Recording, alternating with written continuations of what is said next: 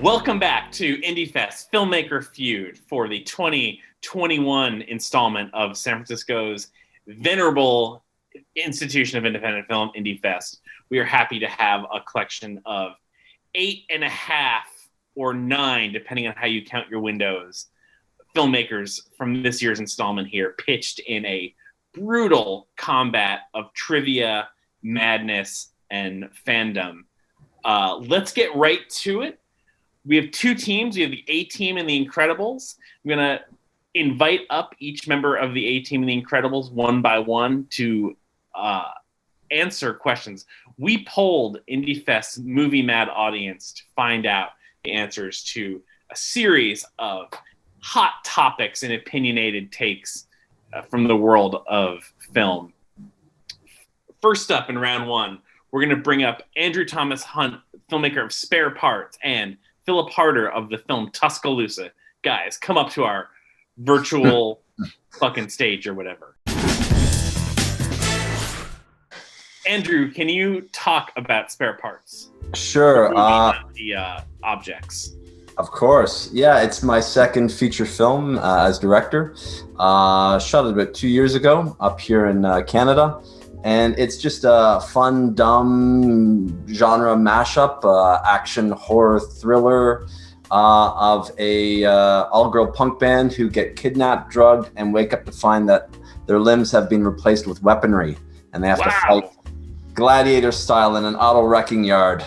As you see, it's very topical. God damn, that sounds fantastic. Yeah. Philip, besides being a Neil Young live record that came out a few years ago, tell me about Tuscaloosa. Tuscaloosa is a movie that takes place in Alabama, 1972.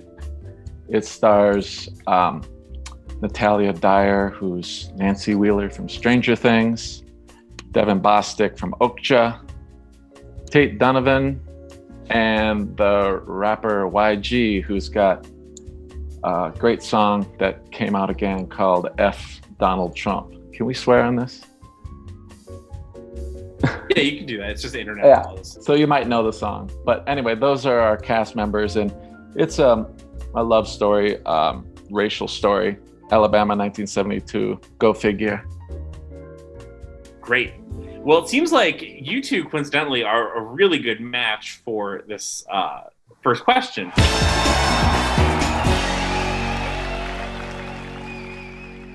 According to IndieFest's audience, what is the best music documentary? Oh man, that's a photo finish. I gotta go with, I saw Andrew first. I'm going to say Last Waltz. Last Waltz is on the board. Do you want to take it or do you want to throw it to the other team? What do you say, guys? Fellow team members, do we know our musical documentary? Pretty confident, but it's up to the rest of the team. All right. I think you guys are taking it. Let's do this. Let's go right next to Phil C. Phil C., according to IndieFest's audience, what is the best music documentary? I would guess Stop Making Sense. That is number one, yes. Oh, nice. Woo! On to Nathan and Amanda sharing one window. You guys better be in concert with your answer. We are in concert with our answer. We're going to go with It Might Get Loud.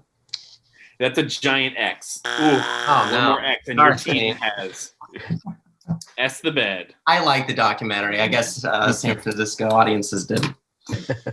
Megan Leon, what is your answer? Let's Get Lost. That is not on here. That is a very good movie, though. Yeah. All right, we're going to throw it to the Incredibles now, starting with Paul. 20 Feet from Stardom. Not on the list.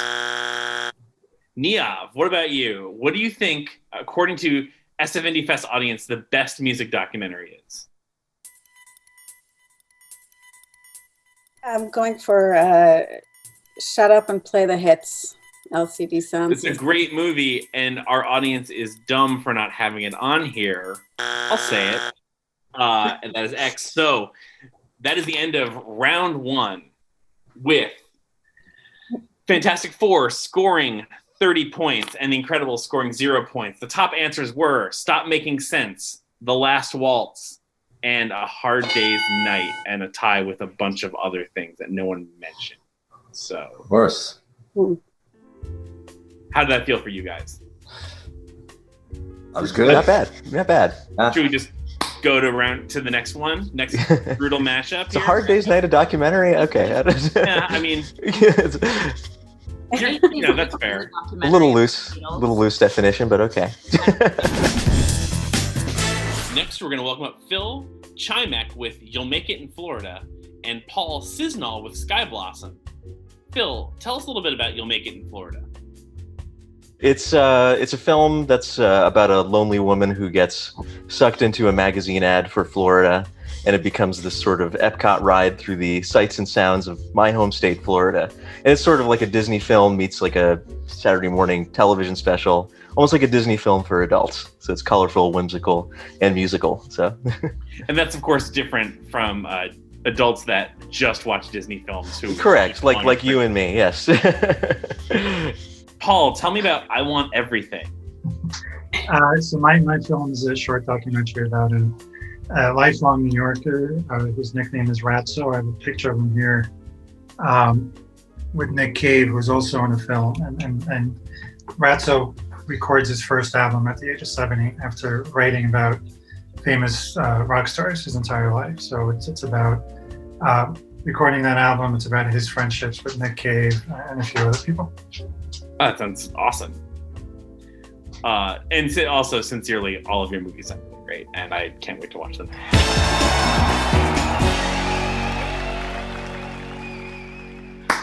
Okay, so we polled the SF Indie Fest audience and asked them the following question.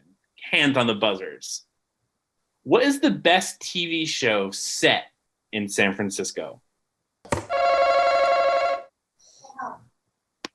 No, somebody here said Full House, which is not my answer, but I guess I'm gonna have to go with it. So, Not only is this off-screen person right, your team's got it. So do you want to take it, or do you want to throw it to the other team? she was dancing around before this started, saying she's really good at this. So I don't know if you want to come in here. I think might as well keep going, right? I mean, Hell yeah. Niav, according to SF Indie Fest audience, what is the best TV show set in San Francisco?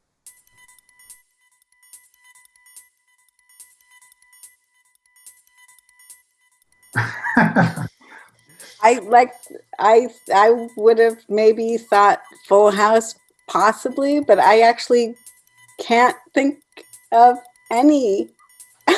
I appreciate your honesty. Am I allowed to pass? No, you'll just get an X for your team. It's okay. It's okay. They'll fail you at some point too. I'm sure. Oh my gosh. Marco, what about this? What is the best TV show set in San Francisco according to SF Indie Fest audience? I'm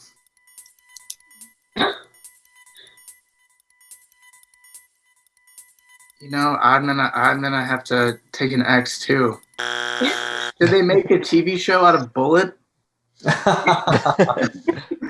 No, but you should mail yourself that idea because that's a pretty good idea. And Yeah. there's a lot of streamers out there. Throwing this to the team Fantastic Four, we'll pick this up with Nathan and Amanda, the 2-for-1 window. What is the best TV show set in San Francisco?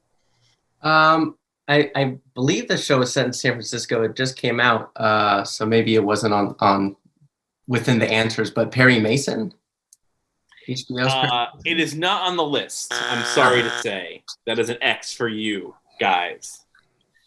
Megan Leon. Yeah. What do you think? Monk. You know what? Monk solves mysteries, and so do you, because you got an answer to this. All right. And then Andrew, what about a TV show set in San Francisco? Oh, scheisse. Listen, I know this is wrong, but I'm just going to say it anyways. Was Golden Girls set in San Francisco? I know it was set in California somewhere, but It was not and is not, but this is a nice callback to Phil's movie. Yes, because we all know Golden Girls. Florida. Was Yeah, it set in set- Florida? Oh shit! set Okay, in so I Miami. was wrong completely. All right. Yeah, Golden Also, Girls you in know, Miami. people give Marvel a lot of credit, but Golden Girls had its own universe with its Saturday night NBC schedule mates, Empty Nest, and Nurses. So, But I think Happy Days probably won that contest because Mork and Mindy, Laverne and Shirley, True. Johnny Loves Sure, Chachi. sure. There's quite a few. But also, that I mean, there's the Happy theory Days. that Saint every show is set in, from Saint Elsewhere. So, Ah. That's right. Inside Yeah. the snow globe. the number one answer to that question, the best TV show set in San Francisco, was The Streets of San Francisco. It's right there in the name. That was my guess. Followed by Monk, followed by Full House, and then Devs, Mythbusters, and Nash Bridges rounding out the bottom there. Oh, wow. Before we get to the point standings, I want to compliment both teams on looking really well hydrated because I think they came into this knowing that it's a marathon and not a sprint. With that in mind, the Fantastic Four have 45 points and the Incredibles have 5 points. But to go back to my earlier analogy, you know, tortoise and hare, it's a marathon. It's anyone's game. Gonna bring up to our virtual podium Niav from Small Time and our combo window, Nathan and Amanda with Margaret. Niav, can you talk about Small Time? Sure. Yeah, Small Time is a feature, and it follows a little girl growing up in a world of addiction and guns and faith and this idea of the war on terror. And basically, it's a look at all of the contradictions in America these days through the eyes of a young child. Sounds powerful. It's dark. It's on the darker spectrum film. All right, Nathan and Amanda, how dark is Margaret? The short, not the Kenneth Lundgren movie. It's definitely I think a match as well. I think this is a good pairing as far as darker films go. It's a period piece set in the late 1800s, and it's sort of a survival film about a woman fleeing across the Olympic Mountains to get away from an abusive relationship. So full of fun, adventure, and laughter, and just a very Disney film, I guess you could say as well. Well, you must have a copy of the question sheet. It's a really nice segue you made. So we polled the IndieFest audience the following question. Hands on the buzzers. What is the best animated movie that's not for kids? Go, Nathan and Amanda. I saw your buzzer first. The Waking Life.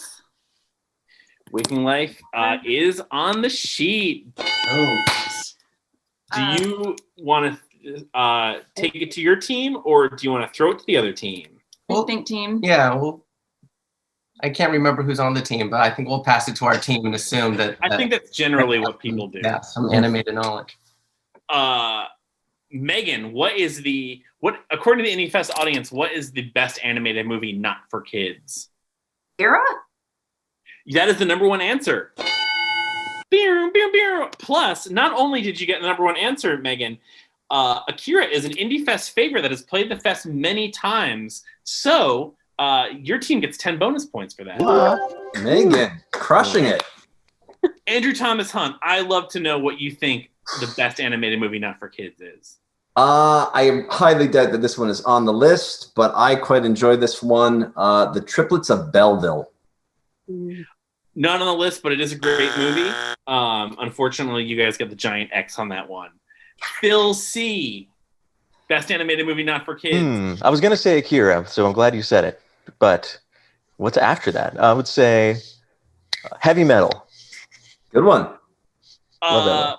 Put the bong away, dude, because it's not on the list. That's incredible. Marco, can you name the best animated movie not for kids according to the IndieFest audience? Not for kids. I'm gonna say the South Park movie. Good answer, and yeah, it's on there. Sorry, it's a long list. Thank you. Philip, what about the best animated movie not for kids? What would you say? I don't know if this is too new to be on the list, but I just saw it and I loved it. And I thought, man, little kids would be scared to death of this movie. Wolfwalker.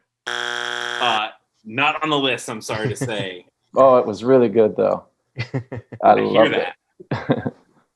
Paul, it's all up to you. I don't know. I mean, The Simpsons had a movie, right? I don't know if that's for They kids. did. Is that your answer? It's either that or Fritz the Cat. I can't think of I can't believe Fritz the Cat isn't on here, but oh no, I'm sorry. You know what? It is. It is on here. I'll have to go with that one then. Okay, so That seems questionable to me, but so. well, I'll show you my work at some point. At some point when you come to San Francisco, I'll save my spreadsheets. Was Simpsons on that list, though? Simpsons is not on the list. Okay. So to recap, the best animated movies not for kids according to the IndieFest audience are Akira, Charlie Kaufman's bleak Motel 6 existential odyssey Anomalisa, the not for kids in my opinion Spirited Away, Waking Life, A Scanner Darkly, and then some other movies. So currently the score is stand at the Fantastic Four with 85 points and the Incredibles with 15 points. It is still in many ways anyone's game, provided that anyone is playing this game.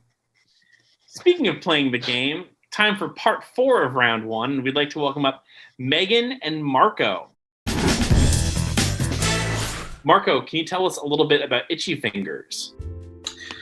Yeah, so Itchy Fingers is a narrative feature about an aspiring teenage comedian who joins a community theater and is cast to play a school shooter. It's a second feature made by me and my partner, Anna Nillis, and it was shot and set in Chicago. Awesome. Megan, can you talk about Night Drive? Sure. Night Drive, I wrote and co-directed with my creative partner, Brad Baru, who's very camera shy, so he didn't want to participate in this. It's about a rideshare driver who picks up a really shitty Australian chick, and they have an epic and unfortunate evening together, and it ends up having a bit of a sci-fi twist at the end, sort of a dark comedy. Awesome. Both those movies sound really riveting, and I can't wait to watch them. You have to say that. No, I don't. I would just gloss over it. I've done this enough times. I know the other ways to say things. I know how to redirect conversation. Especially here, safe in my house. Oh my gosh.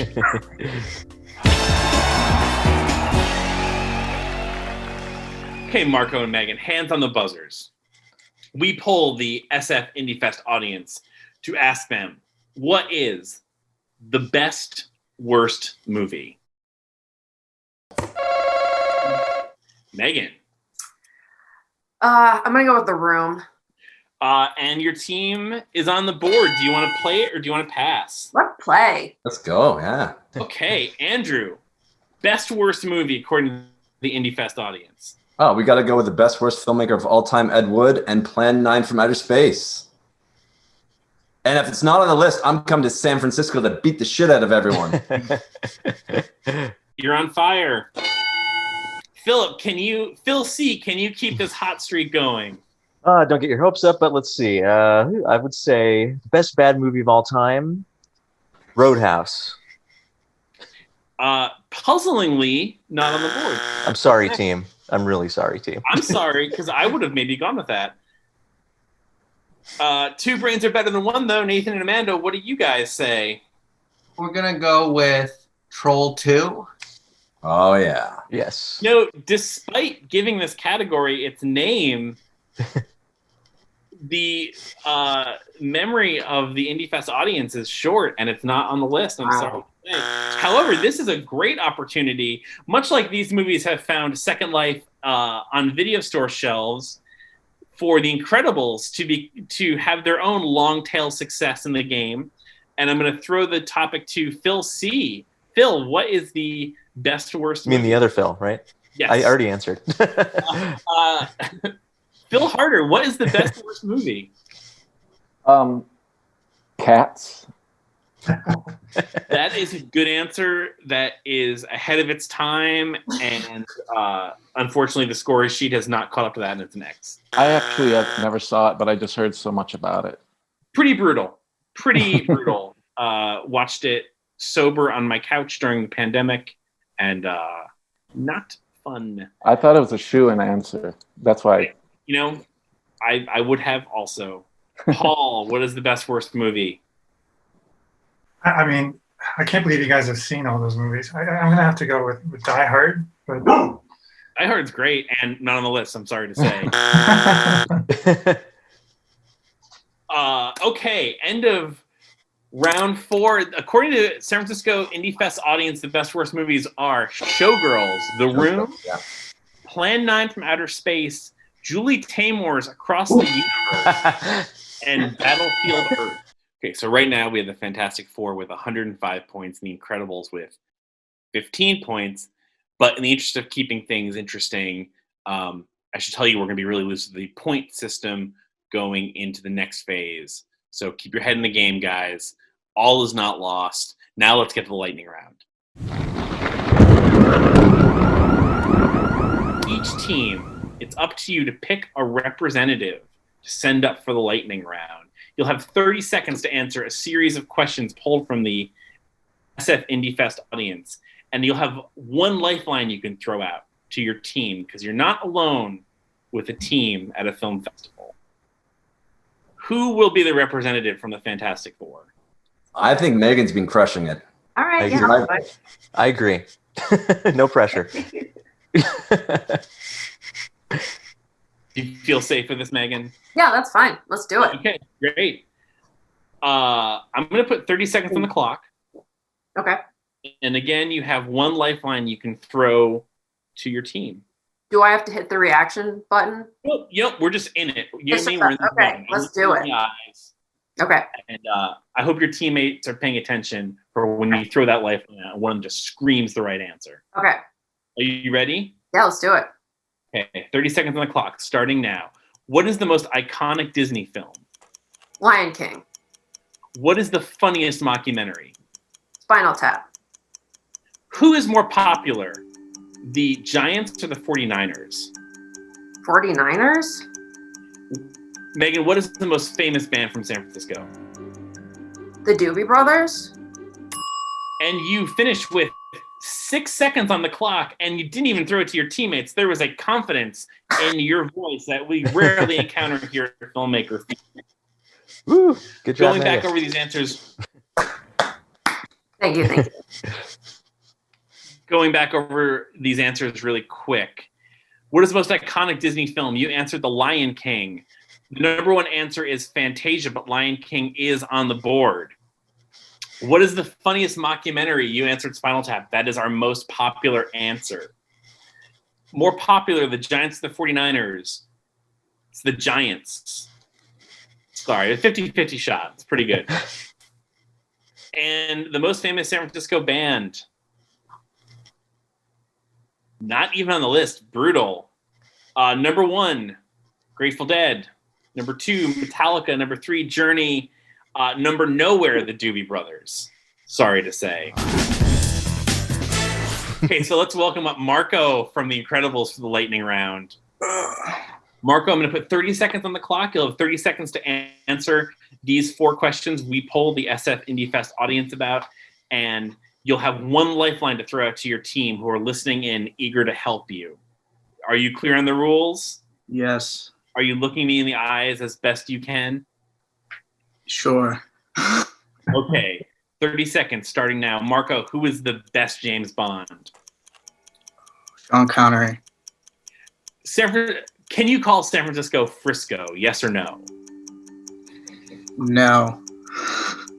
What is the most popular taco filling in San Francisco?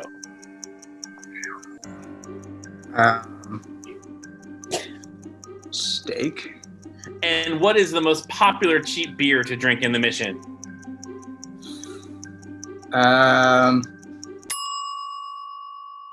that Lifeline? Maybe a Mexican or a Latinish Probably Corona. name.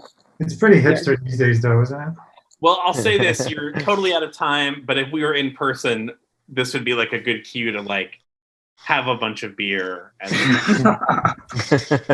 Hear, hear. So, who is the best James Bond? Marco, you gave the most popular answer with Sean Connery, followed by Daniel Craig and Roger Moore. It's interesting. Can you call it Frisco? You're correct in saying you can. That is a no.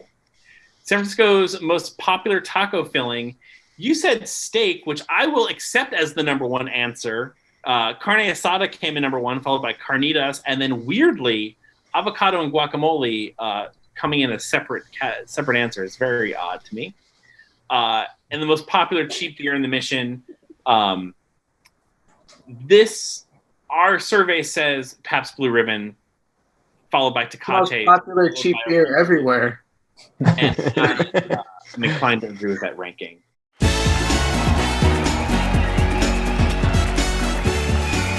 After a game hard fought between our 8 or 8.5 or 9 filmmakers, final score is the Fantastic Four with 125 and the Incredibles with 75.